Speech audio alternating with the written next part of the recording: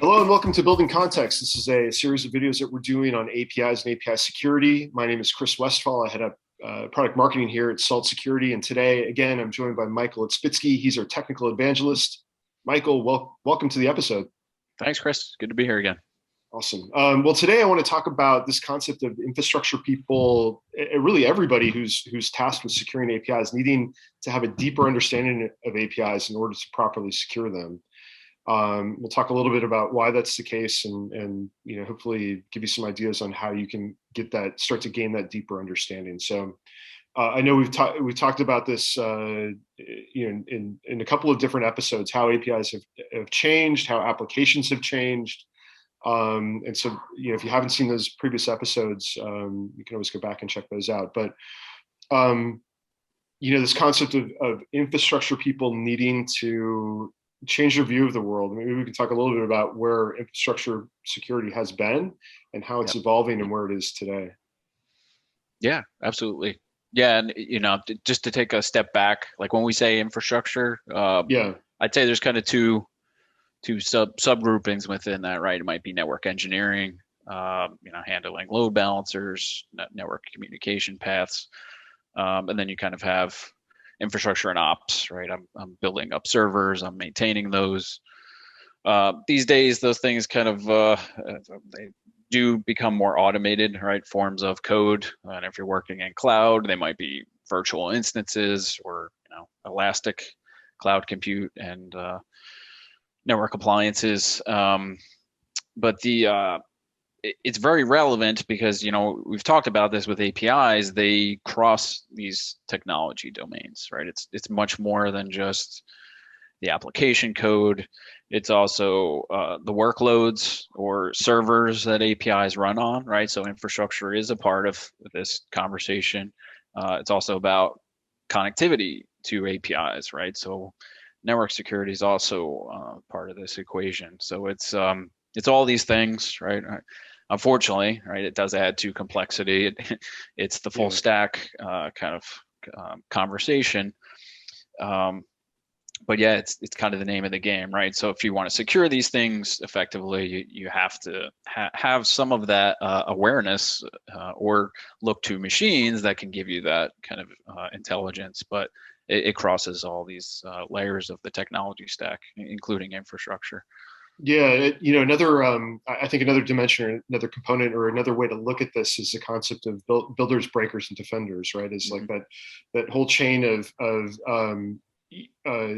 basically what are all the different components? How are these things? Who's building it? Why are they building it? What's your motivation? How is it delivered? What is the infrastructure that supports it? How is it attacked? I mean, all those things become super important when it comes to protecting APIs. Yep.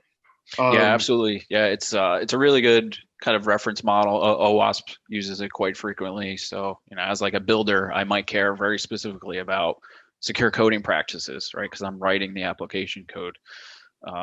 As a breaker, which might be somebody like a pen tester, an application security analyst.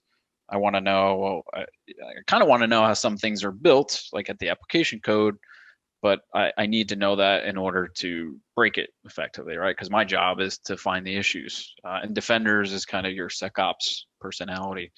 But all of those roles benefit from understanding what are the architecture principles. How is the thing built? Not just the application code, but the infrastructure and the networks it resides on, right? Because we see many cases where API attacks. Will exploit a weakness in one of those technology domains or traverse multiple, right, in complex attack chains. So I know the exchange attack is a good example. Maybe you can go a little bit into that just to kind of give it a real world example. Yeah, it's perfect. Yeah, and it's a recent one, and some would say kind of a catalyst for the cybersecurity executive order that the Biden administration just issued. But we're seeing cases where and like SolarWinds, but we're seeing cases where an attack chain will start with an API as the initial attack vector, and then it expands into infrastructure, right? Once you've kind of penetrated the network via the API, now you can expand, right? It's the land and expand kind of Yeah. security event. So now I'm going to compromise infrastructure. I might kind of break out of a container or a virtual machine and now pivot to other aspects of the network. So these are happening, right? This is supply chain attacks. We're hearing a lot about these days. It's a big concern. But yeah, APIs are kind of that initial attack vector, which is Yeah. kind of why we're talking about this, right? Like infrastructure. It's not so much like you can limit blast radius of your workloads, control network routes, try to secure all your infrastructure, but if you're not understanding how those APIs, because they need to communicate, they're going to need to be open.